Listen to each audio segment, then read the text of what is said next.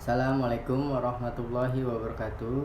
Perkenalkan, nama saya Zaid Ahmad Al-Hudori. NPM saya 41182191200081. Saya dari Universitas Islam 45 Bekasi, Fakultas Keguruan dan Ilmu Pendidikan, Program Studi Pendidikan Jasmani dan Kesehatan dan Rekreasi.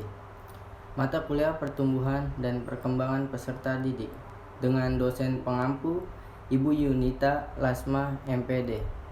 Di sini saya akan menjelaskan 20 istilah yang terdapat dalam pertumbuhan dan perkembangan peserta didik. Yang pertama, social quotient. Kecerdasan sosial adalah kemampuan untuk secara efektif menavigasi dan bernegosiasi dalam interaksi dan lingkungan sosial. Yang kedua, minat merupakan rasa suka atau keterkaitan seseorang terhadap suatu hal tertentu. Sementara itu, motivasi adalah dorongan dari dalam diri manusia untuk melakukan sesuatu kegiatan. Yang ketiga, berbagai kebutuhan tersebut oleh Maslow dikelompokkan secara hierarki menjadi 5 bentuk kebutuhan, yaitu 1. Kebutuhan psikologis, 2. Kebutuhan rasa aman, 3. Kepemilikan sosial, 4. Kebutuhan akan penghargaan diri, dan kelima, kebutuhan dan aktualisasi diri. Yang keempat, PAUD adalah jenjang pendidikan yang diberikan sebelum anak memasuki jenjang pendidikan dasar atau SD, yakni ketika anak berusia 1-8 tahun. Jenjang pendidikan yang menaungi lembaga pendidikan seperti kelompok bermain atau playground dan taman kanak-kanak. Yang kelima, pubertas merupakan suatu tahap perkembangan seorang anak menjadi dewasa secara seksual.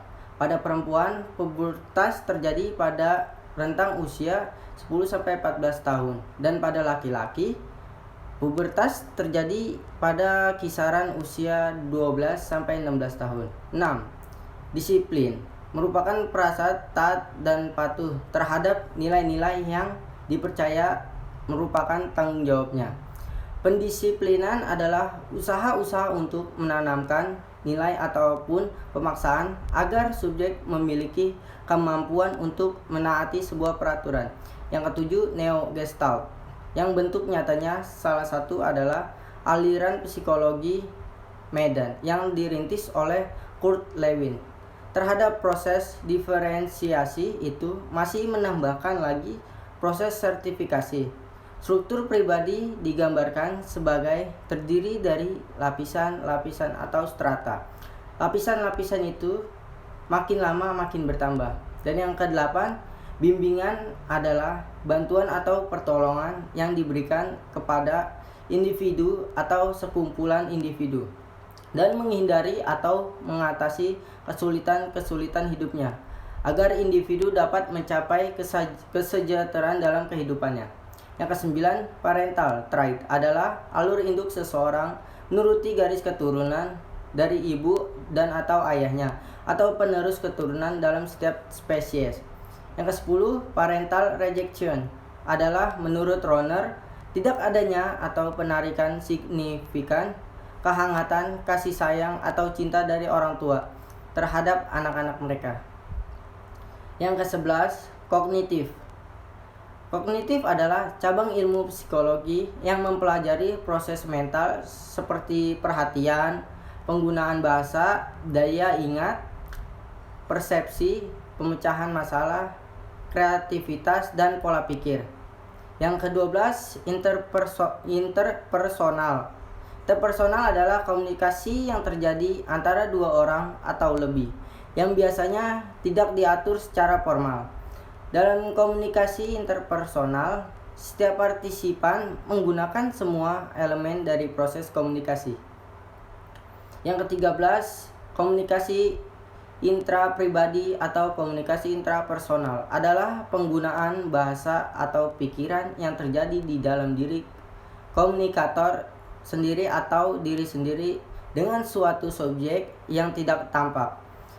Yang keempat, konseling Konseling adalah hubungan pribadi yang dilakukan secara tatap muka antara dua orang dalam mana konselor melalui hubungan itu dengan kemampuan-kemampuan khusus yang dimilikinya dan menyediakan situasi belajar.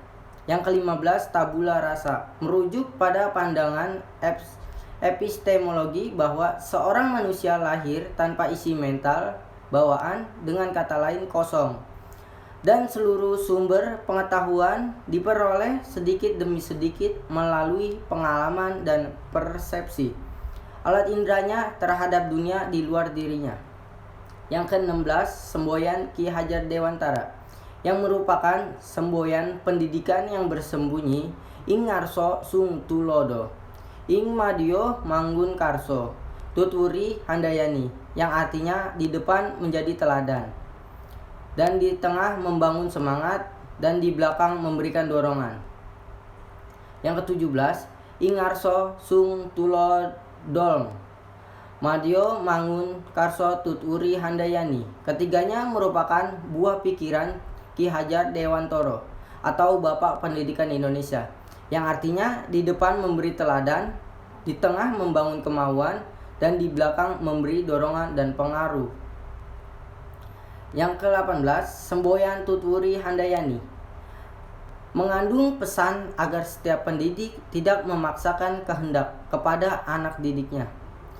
Tuturi handayani berarti mengikuti dari belakang dengan mempengaruhi, maksudnya yaitu dengan berusaha menarik anak didik dari depan. Yang ke-19, perundungan atau bullying adalah perilaku tidak menyenangkan baik secara verbal, fisik, atau sosial di dunia nyata maupun di dunia maya. Perundungan juga membuat seseorang merasa tidak nyaman, sakit hati, tertekan baik dilakukan oleh perorangan atau kelompok. 20. Yang pertama, kreativitas, mengupayakan untuk membuat sesuatu hal yang baru dan berbeda. Kedua, kreativitas dianggap sebagai sesuatu yang baru dan asli itu merupakan hasil yang kebetulan. Dan ketiga, kreativitas dipahami dari sesuatu apa saja yang tercipta sebagai yang baru dan berbeda. Sekian, itu saja dari saya. Kurang lebihnya mohon maaf. Wassalamualaikum warahmatullahi wabarakatuh.